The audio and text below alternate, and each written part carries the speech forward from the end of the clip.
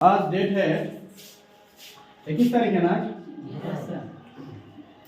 21 दिसंबर 2022। हम लोग पढ़ रहे हैं अध्याय 1 और चैप्टर का नाम है, क्या नाम है? हमारे आस पास के पदार्थ। हमारे आसपास के पदार्थ, ये नाम। जो टॉपिक है जानना वो है पदार्थ के कणों की विशेषताएं। पहला पॉइंट, पदार्थ के कणों के बीच रिक्त स्थान होता है।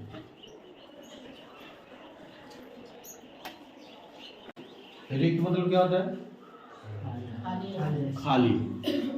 यानी पदार्थ के कणों के बीच खाली जगह होते हैं। चाहे जो भी पदार्थ हो, कोई भी पदार्थ, चाहे लोहा हो, प्लास्टिक हो, चमड़ा हो, लकड़ी हो, कपड़ा हो, गलास हो, कोई पदार्थ, सोना हो, सभी के कणों के बीच खाली जगह होता है। खाली जगह का अर्थ है खाली। खाली मतलब खाली ही है। ये दिमाग में ना रखें कि खाली का मतलब है कि वहाँ हवा होगी। ये बिल्कुल गलत कॉन्सेप्ट है। कणों के बीच कुछ भी नहीं होता है। पदार्थ के कणों के बीच खाली जगह होते हैं। पदार्थ के कणों के बीच रिक्त स्थान होता है। रिक्त स्थान का मतलब है खाली जगह। खाली जगह का अर्थ है कि उस कणों के बीच, उन कणों के बीच कुछ भी नहीं होता है। कुछ भी नहीं मतलब कुछ भी नहीं, यहाँ तक कि हवा भी नहीं होती, खाली होता है। ठीक है। इसके बारे में यदि आप अध्ययन करना चाहते हैं या एक्सपेरिमेंट करना चाहते हैं तो आप एक शीशे का गिलास लीजिए और आधा ग्लास लगभग पानी डालिए। फिर उसमें 2 चम्मच या 3 चम्मच नमक डाल दीजिए और नमक को अच्छे से चम्मच से या किसी भी ग्लास रॉड से या पेंसिल से मिलाइए। जब अच्छे से मिलाइएगा तो नमक आपको नहीं दिखेगा, नमक उसमें घुल जाएगा। तो प्रश्न उठता है कि नमक घुल गया तो गया कहाँ? तो नमक पदार्थ के कणों के बीच जो खाली खाली जगह होता है उसी में जाकर बैठ जाता है, फिट हो जाता है। पदार्थ मतलब पानी। पानी के कणों के बीच जो खाली जगह है, उन्हीं खाली जगहों के बीच में नमक जाकर फिक्स हो जाता है, समा जाता है, शामिल हो जाता है। ठीक है। तो पहली बात है कि पदार्थ के कणों के बीच रिक्त स्थान होता है। रिक्त का मतलब है, क्या मतलब है? खाली। यहाँ लिख देते हैं रिक्त। रिक्त का मतलब है खाली। खाली। दूसरी बात, पदार्थ के कण हमेशा गतिशील होते हैं। गतिशील का मतलब है गति में रहे। चलते मतलब कि एक जगह से दूसरी जगह भाग नहीं जाता है। ये व्हाइट बोर्ड भी कणों से मिलकर बना हुआ है क्योंकि पदार्थ है। इसके कण अपने जगह पर ही है लेकिन अपने जगह के आगे पीछे गति कर रहा है। ठीक है। वाइब्रेटरी मोशन कर रहा है, ये देखिए ऊपर नीचे ऐसे ऐसे ऐसे ऐसे गति कर रहा है, लेकिन गति कर रहा है सब। उसी गति को गतिशील कहते हैं। ठीक है। चलने का मतलब ऐसा नहीं किसी का निकल कर घोसवरी चला जाएगा तो चलो चाय पी कर आ जाते हैं। इसी में रहेंगे और गति करते रहेंगे। तो पदार्थ के कण हमेशा गतिशील होते हैं, हमेशा गतिशील होंगे। अच्छा, पहला पॉइंट जो लिखा है कि पदार्थ के कणों के बीच रिक्त स्थान होता है, तो अलग अलग पदार्थ में रिक्त स्थान अलग अलग होगा। किसी में रिक्त स्थान, खाली जगह एकदम कम होगा, किसी में खाली जगह थोड़ा ज़्यादा होगा, किसी में खाली जगह बहुत ज़्यादा हो सकता है। ठीक है। जब कोई वस्तु गति में हो तो उसके पास गतिज ऊर्जा यानी कि काइनेटिक एनर्जी होती है। काइनेटिक एनर्जी के बारे में हम लोग फिजिक्स में पढ़ेंगे। कोई वस्तु गति में रहेगी, चलती रहेगी, दौड़ती रहेगी, लुढ़कती रहेगी, मोशन में है, गति में है, तो उसके पास एक ऊर्जा होगी और उस ऊर्जा को कहेंगे गतिज ऊर्जा। नाम से ही पता चल रहा है कि यदि गति में है तो गतिज ऊर्जा, ठीक है, गति में है तो गतिज ऊर्जा। तो स्वाभाविक सी बात है, जब यहाँ लिखे कि पदार्थ के कण हमेशा गतिशील होते हैं, इसका मतलब है कि पदार्थ के कणों के पास गतिज ऊर्जा होगी, क्योंकि गति कर रहा है।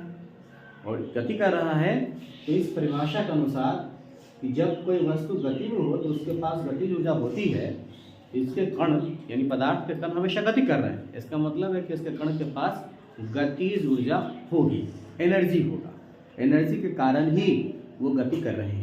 तो वो अभी 2 पॉइंट देखें। पदार्थ के कणों के बीच रिक्त स्थान होता है, मतलब खाली, खाली मतलब कुछ भी नहीं, यहाँ तक कि उसके कणों के बीच हवा भी नहीं होती है, एकदम खाली होता है। दूसरा पॉइंट कि पदार्थ के कण हमेशा गतिशील रहेंगे, गति करते रहेंगे, और गति जब कोई वस्तु करेगी तो उसमें गतिज ऊर्जा होगी, यानी कि पदार्थ के कणों के पास भी गतिज ऊर्जा होती है, ठीक। यदि तापमान बढ़ा दिया जाए तो पदार्थ के कणों की गतिज ऊर्जा बढ़ जाती है। यदि तापमान बढ़ा देंगे तो पदार्थ के कणों की गतिज ऊर्जा बढ़ जाएगी, और उल्टा अगर कर दे तो यदि तापमान घटा देंगे तो गतिज ऊर्जा भी घट जाएगी। तापमान बढ़ा दीजिएगा तो गतिज ऊर्जा बढ़ जाएगी, काइनेटिक एनर्जी बढ़ जाएगी। तापमान यदि बढ़ाइएगा तो पदार्थ के कणों की गतिज ऊर्जा बढ़ जाएगी, ठीक है। अच्छा, यही जान लेते हैं हम लोग कि यही कारण है कि जब कोई जलती हुई अगरबत्ती किसी घर के कोने में आप रख दीजिएगा तो उसकी खुशबू आप तक बहुत जल्दी पहुंच जाती है। अगर बुझी हुई अगरबत्ती है, नहीं जली हुई है, उसको रखिएगा तो उसकी खुशबू यदि आपको लेनी है तो आपको उसके पास जाना होगा, तब उसकी खुशबू आपके पास आएगी। क्योंकि जली हुई नहीं है, उसके कण गति कर रहे हैं, गतिज ऊर्जा है लेकिन कम है। लेकिन जब जला देते हैं अगरबत्ती को तो जलने पर गर्म होगा, गर्म हुआ मतलब तापमान बढ़ गया, तापमान बढ़ा तो अगरबत्ती के कण की गतिज ऊर्जा बढ़ जाती है, और बढ़ने के कारण ही आप जब दूर रहते हैं तब भी अगरबत्ती की खुशबू आप तक पहुंच जाती है, ठीक है। ये प्रश्न होगा, किताब जब आप पढ़िएगा तो प्रश्न आएगा कि बुझी हुई अगरबत्ती से सुगंध लेने के लिए उसके समीप या निकट जाना होता है, जबकि जलती हुई अगरबत्ती से खुशबू हमारे पास जल्दी आ जाती है या दूर रहने पर भी आ जाती है। क्यों?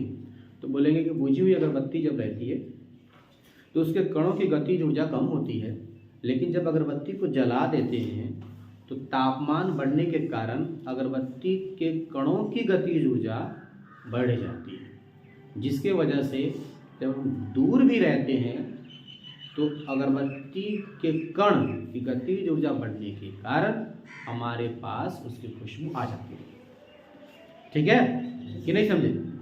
हाँ।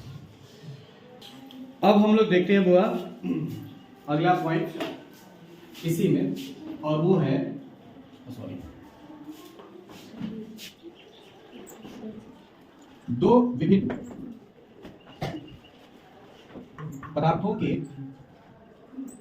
कणों का स्वतः मिलना विसरण कहलाता है। दो विभिन्न पदार्थ ले लीजिए और उसके कण यदि आपस में अपने आप मिल जाते हैं तो उसको विसरण कहेंगे। फॉर एग्जाम्पल, यदि पानी में आप नमक मिलाते हैं तो नमक के कण मिल जाएंगे तो कहेंगे विसरण हो गया, विसरित हो गया, मिल गया। चीनी मिला दीजिएगा पानी में, घुल जाएगा तो कहेंगे विसरण हो गया। याद रहे, मिश्रण नहीं है, विसरण है। इंग्लिश में कहते हैं डिफ्यूजन, डिफ्यूज कर गया, मिल गया, ठीक है। दो विभिन्न पदार्थों के कणों का स्वतः मिलना विसरण कहलाता है। इस पर भी ढेर सारे प्रश्न होंगे। हाँ हाँ बोलो। तो मिले कैसे? पत्थर के कण मजबूत होते हैं, जिसके वजह से पत्थर के कण टूटेगा नहीं। पोटेशियम परमैंगनेट जब हम लोग कल डाले थे, तो पोटेशियम परमैंगनेट के कण पानी में डालने पर कई टुकड़ा में टूट गया, तभी तो मिक्स हो गया। नमक डालते हैं तो नमक के कण कई करोड़ों टुकड़ा में टूटता है, जिसकी वजह से वो घुल जाता है। लेकिन पत्थर को जब डालिएगा तो पत्थर जिस कण से बना हुआ है वो टूटेगा ही नहीं, तो मिलेगा कैसे? समझे? इसी वजह से नहीं मिलता है। पानी में डालने पर अपने आप या किसी भी तरह से करोड़ों टुकड़ा में नहीं टूटता है, यह टूटता ही नहीं है, जिसकी वजह से वो घुलता नहीं है। अगर वो टूट जाए, उसके कण टूटने लगे, तो पानी के कणों के बीच जो खाली जगह है उसमें जाके बैठ जाएगा, तो घुल गया। जैसे आप इतना बड़ा नमक का ढेला ले लीजिए, ठीक है, और फिर पानी में डाल लीजिए, धीरे धीरे देखिए सब घुल जाएगा कि नहीं घुलेगा? घुल जाएगा। आप मिश्री ले लीजिए, मिश्री खाए होंगे, बड़ा सा ढेला ले लीजिए, डाल दीजिए, थोड़ा समय लगेगा घुलने में, लेकिन घुल जाएगा जरूर। तो पहली बात देखिए, पदार्थ के कणों के बीच रिक्त स्थान होता है। दूसरी बात देखिए, पदार्थ के कण हमेशा गतिशील होते हैं। गति का मतलब है मोशन में रहना, चलते रहना। जब कोई वस्तु गति में हो तो उसके पास गतिज ऊर्जा होती है। गतिज ऊर्जा को इंग्लिश में लोग काइनेटिक एनर्जी कहते हैं। फिजिक्स में इसके बारे में हम लोग पढ़ेंगे। यदि तापमान बढ़ा दिया जाए तो पदार्थ के कणों की गतिज ऊर्जा बढ़ जाती है, और तापमान यदि घटा देंगे तो कणों की गतिज ऊर्जा घट जाएगी। दो विविध पदार्थ के कणों का स्वतः मिलना विषम कहलाता है। तीसरा पॉइंट, पदार्थ के कण हमेशा एक दूसरे को आकर्षित करते हैं। जैसे इस व्हाइट बोर्ड के जो कण होंगे, बहुत सारे कण होंगे। कल आप देखे थे कि पोटेशियम परमैंगनेट का छोटे से टुकड़ा में बहुत सारे कण थे, करोड़ों कण थे। ये तो बोर्ड इतना बड़ा है। इसके पदार्थ जो हैं, जिससे लकड़ी से मिलकर बना हुआ है, तो इसके कण में पदार्थ के कण भी बहुत सारे होंगे। उन कणों के बीच आकर्षण बल होगा, यानी कि एक कण दूसरे कण को खींचेगा अपने तरफ, हटाएगा नहीं। याद रहे, हटाएगा नहीं, प्रतिकर्षण नहीं होगा, आकर्षण होगा, खिंचाव होगा। ठीक है? पदार्थ के कण हमेशा एक दूसरे को आकर्षित करते हैं, अट्रैक्ट करते हैं। और अलग अलग पदार्थ में कणों का आकर्षण अलग अलग होगा। जैसे इसमें आकर्षण अलग होगा, इसमें आकर्षण अलग होगा। पानी ले लें तो उनके कणों के बीच आकर्षण अलग होगा। आप हवा की बात करें तो हवा के कणों के बीच आकर्षण अलग अलग होगा, और जितना ज्यादा आकर्षण होगा आप उसको तोड़ नहीं पाइएगा, और जितना कम आकर्षण होगा उसको आप आसानी से तोड़ दीजिएगा। ठीक है? जैसे दो दोस्त हैं और दोनों में खूब गहरी दोस्ती है, और आप गए एक के कान में कनाफूसी कर दिए। अब अगर गहरी दोस्ती है तो वो दोस्ती टूटेगी नहीं, लेकिन अगर दोस्ती गहरी नहीं है तो और अभी कनाफूसी कर दिए, बस मारपीट हो जाएगी, दोस्ती टूट जाएगी। इसको एक और उदाहरण से समझ सकते हैं। मान लीजिए कि 10 आदमी हैं और 10 हाथ जोड़कर खड़े हैं गोल, और मजबूती से पकड़े हुए हैं, बहुत मजबूती से पकड़े हुए, एक दूसरे के हाथ को मजबूती से पकड़े हुए, और आप जाकर हाथ पर जोर से मारिएगा भी तो हाथ नहीं छोड़ेगा, क्योंकि मजबूती से पकड़े हुआ है। ठीक है? लेकिन अगर ढीला ढाला पकड़े रहे तो टूट जाएगा, ब्रेक हो जाएगा, क्योंकि आकर्षण शक्ति कम है। यही कारण है कि जब इस लोहे को हम हाथ से मारेंगे, हाथ से जब मारेंगे कि ये कटेगा नहीं, कट जाएगा? नहीं कटेगा। लेकिन आप घी ले लीजिए, घी लीजिए इतना सा, उसको किसी चीज पर रख दीजिए, मान लीजिए कि बर्तन में रख लीजिए, और हाथ से मारिए, कटेगा कि नहीं? कट जाएगा। आटा ले लीजिए गुथा हुआ और मारिए ऐसे कराड़ा से, कट जाएगा। अच्छा, पानी कटेगा कि नहीं कटेगा, वो तो कट जाता है। पानी रखा हुआ आप इसको ऐसे कीजिए, अलग अलग नहीं हो जाता है, अलग अलग हो जाएगा। फिर हटाइए, ये जुड़ जाएगा। गैस में भी ऐसा होता है, गैस के कण भी अलग अलग हो जाएंगे क्योंकि उसमें आकर्षण बहुत कम होता है। इसके बारे में आगे बढ़ेंगे। तो अभी क्या जाने कि पदार्थ के कण हमेशा एक दूसरे को आकर्षित करेंगे और अलग अलग पदार्थ में आकर्षण शक्ति अलग अलग होगी। एक प्रश्न आएगा, गोताखोर, गोताखोर समझते हैं, गोता लगाने वाला, तैरने वाला, गोताखोर पानी को काट पाता है, काटता है तब ना आगे बढ़ता है, ऐसे करके पानी को काट पाता है, क्यों? क्यों? तब वहां पर आंसर लिखेंगे कि पदार्थ के कण हमेशा एक दूसरे को आकर्षित करते हैं और विभिन्न पदार्थों में कणों का आकर्षण बल अलग अलग होता है, अलग अलग होता है। पानी के कणों के बीच का आकर्षण बल कम होता है, जिसके वजह से गोताखोर तैरते समय आसानी से पानी को काट पाता है, ठीक है, और वो तैर पाता है। ये उसका आंसर होगा, ठीक है। पदार्थ के कण हमेशा एक दूसरे को आकर्षित करते हैं, पदार्थ के कण हमेशा गतिशील होते हैं, पदार्थ के कणों के बीच रिक्त स्थान होता है। 3 पॉइंट था पदार्थ के कणों की विशेषताएं में। एक बार फिर से रिपीट करते रहे। इससे पहले आप पढ़ चुके हैं पदार्थ किसे कहते हैं, द्रव्यमान क्या होता है, आयतन क्या होता है, घनत्व किसे कहते हैं, पदार्थ और वस्तु में क्या अंतर है। पिछले दिन आप लोग पढ़े पदार्थ का वर्गीकरण, जिसमें आप देखें कि प्राचीन दार्शनिकों ने बताया कि विश्व के जितने भी वस्तु हैं सभी 5 तत्व से मिलकर बने हुए हैं और उन्हीं 5 तत्वों को उन लोगों ने पंच तत्व कहा और पंच तत्व 5 हैं। कौन कौन है? वायु, पृथ्वी, आकाश, अग्नि और जल, 5 हैं।